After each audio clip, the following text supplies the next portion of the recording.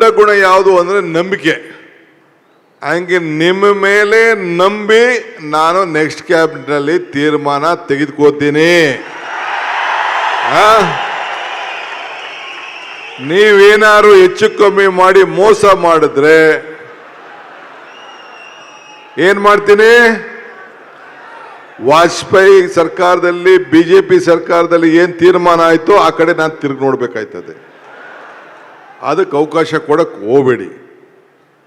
ನಿಜ ತಾನೇ ನಾನು ಹೇಳ್ತಾ ಇರೋದು? ಅಷ್ಟೇ.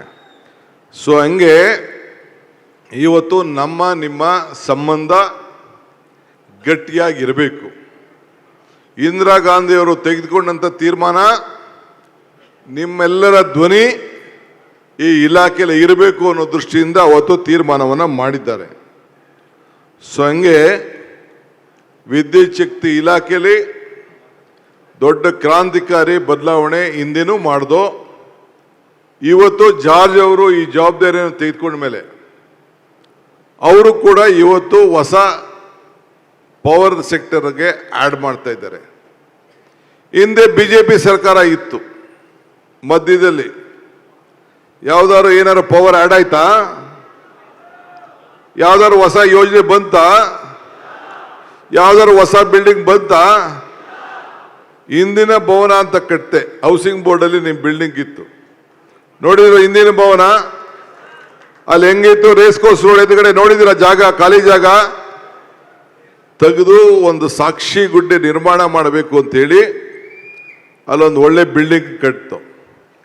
ಕ್ರೆಡಲ್ ಬಿಲ್ಡಿಂಗ್ ನೋಡಿದ್ದೀರಾ ನೀವು? ಯಾವ ರೀತಿ ಕ್ರೆಡಲ್ ಬಿಲ್ಡಿಂಗ್ ಕಟ್ಟಿದ್ದೀವಿ ಅಂತ, ಕ್ರೆಡಲ್ಗೆ ಯಾವ ರೀತಿ ಸ್ವರೂಪ ಕೊಟ್ಟಿದ್ದೀವಿ ಅಂತ ತಾವೆಲ್ಲ ಗಮನಿಸಿದ್ದೀರಿ. ಹಂಗೆ ಇವತ್ತು ಅವಕಾಶ ಸಿಕ್ಕಿದಾಗೆಲ್ಲ ಸಾಕ್ಷಿ ಗುಡ್ಡೆಗಳನ್ನು ನಿರ್ಮಾಣ ಮಾಡಿದ್ದೀವಿ. 7 ವರ್ಷಕ್ಕೊಮ್ಮೆ ವೇತನ ಪರೀಕ್ಷಣೆ ಇತ್ತು. ನಾನೇನು ಮಾಡಿದೆ? 5 ವರ್ಷಕ್ಕೆ ಮಾಡಿದೆ. ಲಾಭ ಆಯ್ತೋ ಇಲ್ಲೋ? ಒಂದೇ ಸತಿ ಎಷ್ಟು ಪರ್ಸೆಂಟೇಜ್ ನಿಮ್ಗೆ ಎನ್ಹಾನ್ಸ್ಮೆಂಟ್ ಕೊಟ್ಟೆ? ನೆನಪಿಟ್ಕೊಂಡಿದ್ದೀರೋ ಮರ್ತು ಬಿಟ್ಟಿದ್ದೀರೋ? ಆಗಾಗ ನಾನು ಹೊಡಿತಾ ಇರ್ಬೇಕು, ನಿಮ್ಮ ಮೀಟ್ರು ತಿರುಗಿಸ್ತಾ ಇರಬೇಕು. ಎಲ್ಲ ಮರ್ತು ಬಿಟ್ಟಿದ್ದೀರಿ, ಹಳದಾಗೋಯ್ತು. ಆ ಬದುಕು ಎಷ್ಟು ದಿನಕ್ಕೆ ಅನುಕೂಲ ಆಯ್ತು? ಇಡೀ ಜೀವನ ಅನುಕೂಲ ಆಯ್ತೋ ಇಲ್ಲೋ? ಇಂಜಿನಿಯರ್ಗಳನ್ನ ಆಯ್ಕೆ ಮಾಡ್ತಿದ್ದು, ಲೈನ್ ಮನ್ ಆಯ್ಕೆ ಮಾಡ್ತಿದ್ದು ಎಲ್ಲ ನಿಮ್ಮ ಇಂಜಿನಿಯರ್ಗಳ ಹತ್ರ ಪೆನ್ಸಿಲ್ ಕೊಟ್ಬಿಟ್ಟು ಬರೆದು ತಿರ್ಗಾ ತಿದ್ದುಬಿಟ್ಟು ಆಮೇಲೆ ಇಂಜಿನಿಯರ್ಗಳು ತಗೋ ಇದ್ರು. ನಾನು ಆ ಕೆಲಸ ಮಾಡಿದ್ದ?